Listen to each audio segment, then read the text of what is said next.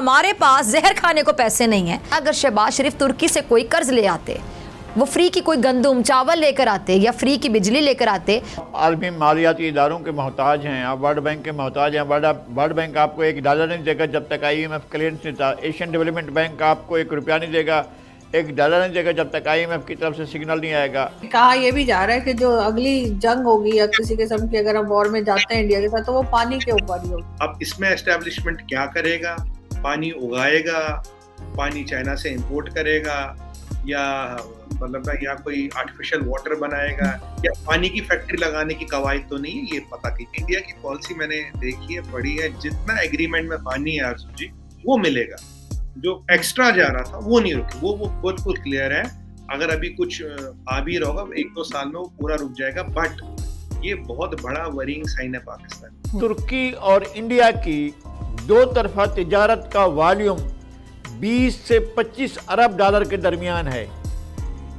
दोनों मुल्कों की, तुर्की और इंडिया की तिजारत का वॉल्यूम 20 से 25 अरब के दरमियान है। पाकिस्तान और तुर्की का तिजारत का वॉल्यूम 1 अरब से भी कम है। अब एक डेवलपमेंट इससे our trade with United States has exceeded than China. तो अब सबसे बड़ा ट्रेडिंग पार्टनर इंडिया का ऑफिशियली यूनाइटेड स्टेट्स है। पाक मीडिया फिजा खान, पाकिस्तानियों को जहर खाने के पैसे नहीं।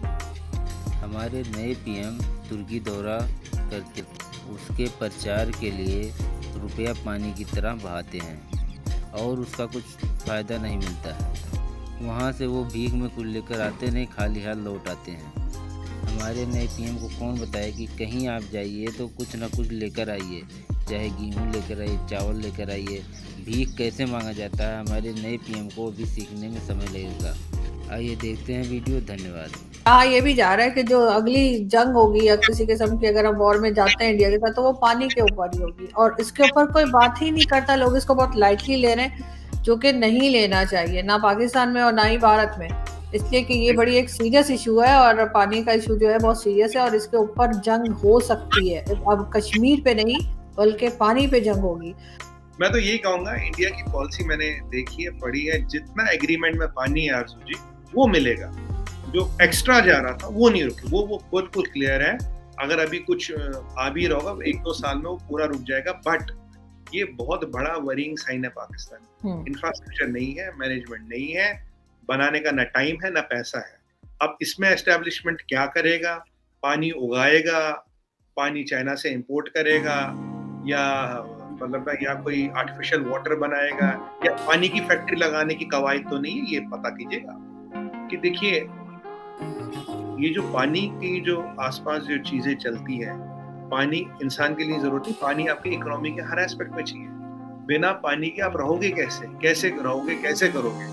और जो पाकिस्तान का एस्टेब्लिशमेंट है भाई, देखिए उन्होंने बहुत पैसा कमा लिया, डायपर, नैपकिन, पापा जॉन, बहुत पैसा कमा लिया। 15-20% GDP पाकिस्तान का कंट्रोल करते हैं, ठीक है, टैक्स नहीं देते। अब तो छोड़ दो पाकिस्तान को, अब बचा क्या? निचोड़ने को बचा क्या? अगर आप जंग में भी जाओगे, चलिए मैं तो ईश्वर से कहता हूँ कभी जंग ना हो, जो आपकी डिफॉल्ट प्रोबेबिलिटी है आरजू जी 2 क्वार्टर के बाद, will Pakistan be intact as a economy, as a country? That is the burning issue number 1. It's not water.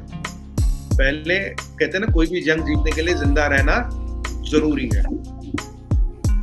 नहीं, आई विश कि कोई जंग ना ही हो। और जैसा कि मैंने कहा कि बहुत लोग कहते हैं, बहुत से सीनियर्स ऐसे जो कहते हैं कि जी अब जो है पानी के ऊपर जंग होगी, तो बिल्कुल जंग नहीं होनी चाहिए। और मेरा ख्याल है थोड़े बहुत जो भी गलतियां पाकिस्तान से की जा रही थी उनके ऊपर कंट्रोल होगा। और जैसे आपने कहा, मैं भी यही कहती हूँ, बहुत खा लिया जी, बहुत प्रॉपर्टीज बना ली, बहुत कॉर्नर के प्लॉट ले लिए, बस कर दें। अब थोड़ा सा ये कि कंट्री की तरफ भी देखें, और मेरा ख्याल ऐसा होना चाहिए। लेकिन फिर भी हम देखते हैं कि आगे क्या बात होती है। अब एक डेवलपमेंट इससे our trade with United States has exceeded than China. तो अब सबसे बड़ा ट्रेडिंग पार्टनर इंडिया का ऑफिशियली यूनाइटेड स्टेट्स है।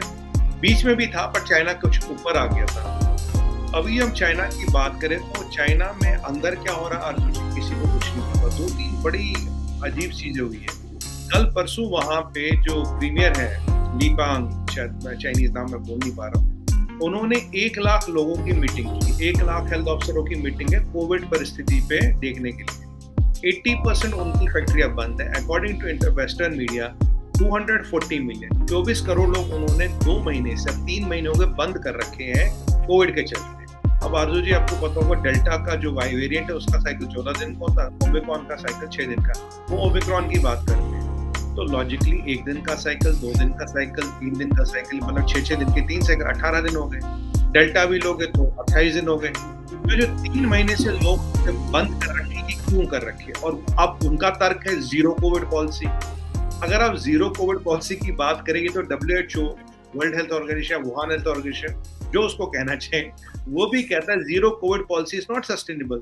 जीरो कोविड पॉलिसी तो वही होती है, अगर मैं बोलूं मैं अमेरिका हूं, एक बहुत संपन्न मुल्क हूं, I will have zero death policy, या कोई मरेगा ही नहीं, which is again not sustainable. नहीं है। जीरो कोविड पॉलिसी दुनिया का हर मेडिकल एक्सपर्ट ये कहता है इज नॉट सस्टेनेबल। वजीर आजम 40 रोज के दौरान अपने छठे गैर मुल्की दौरे पर रवाना हुए। ये अवाम का पैसा ऐसे उड़ा रहे हैं जैसे इनके बाप का माल हो। अवाम का पैसा बेदर्दी से उड़ाया जा रहा है। अच्छा, मैं यहाँ फवाद चौधरी की बात से 100% इत्तेफाक करूंगी, 100%। ये हुक्मरान जो अवाम पर जबरदस्ती मुसल्लत किए गए हैं, वो कह रहे हैं कि जी हमारे पास जहर खाने को पैसे नहीं हैं, लेकिन अपने शौक सरकारी खजाने से भरपूर अंदाज में पूरे किए जा रहे हैं। अब शहबाज शरीफ मुसलसल गैर मुल्की दौरे कर रहे हैं, लेकिन इन दौरों का क्या कोई फ़ायदा अब तक सामने आया है? बिल्कुल नहीं आया। लेकिन इनके मुसलसल गैर मुल्की दौरों से कौमी खजाने को नुकसान पे नुकसान ज़रूर हो रहा है। और मुस्लिम लीग नून का तो वतीरा रहा है। ये पहले भी गैर ज़रूरी इश्तिहारात पे बहुत ज़्यादा पैसा खर्च कर चुकी है और अपने मनपसंद अखबारात को इश्तिहारात से नवाजते हैं, और अब भी यही काम कर रहे हैं। आप देखिए ज़रा, शहबाज शरीफ साहब डिंडोरा पीटते हुए तुर्की के दौरे पर चले गए। अच्छा, चले गए, अपने मनपसंद अखबारात में दौरा है तुर्की के लंबे लंबे इश्तिहारात क्यों छपवाए गए? क्या ज़रूरत थी? अब समझ में आया कि मरियम के जो ऑडियो कॉल्स के जरिए मीडिया मैनेजमेंट का मकसद क्या है और किस तरह ये लोग अपने मन पसंद अखबारात में इश्तिहारात की बंदर बांट करते हैं। ये तुर्की का दौरा हो रहा है और इसमें इतने बड़े इश्तिहारात दिए जा रहे हैं जैसे वो, मैं क्या कहूँ, जैसे कोई फिल्म की पब्लिसिटी की जा रही है। फिल्म की पब्लिसिटी किस तरह इश्तिहारात दिए जाते हैं, यानी अवाम के पैसे को बिला वजह ज़ाया किया जा रहा है। वैसे जहर खाने के पैसे नहीं, इश्तिहारात के लिए पैसे हैं।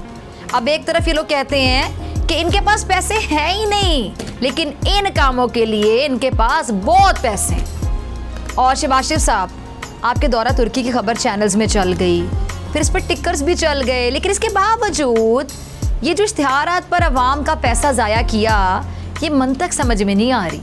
अच्छा, फवाद चौधरी के बकौल, क्या वाकई आप इसको अपना ज़ाती पैसा समझते हैं? इस इश्तिहार का फ़ायदा क्या हुआ? क्या शहबाज शरीफ को तुर्की में 21 तोपों की सलामी मिल गई? और इश्तिहार का लॉजिक उस सूरत में समझ आता अगर शहबाज शरीफ तुर्की से कोई कर्ज ले आते, वो फ्री की कोई गंदुम चावल लेकर आते या फ्री की बिजली लेकर आते, तो फिर इन इश्तिहारात की तुक। भारत के एक्शन से पाकिस्तान कुछ दिनों में पानी के लिए तरसेगा। पाकिस्तान को खाना पानी दोनों व्यवस्था करना पड़ेगा। पाकिस्तान का तो गरीबी में आटा गीला होने वाला है। जय हिंद, जय भारत, वंदे मातरम।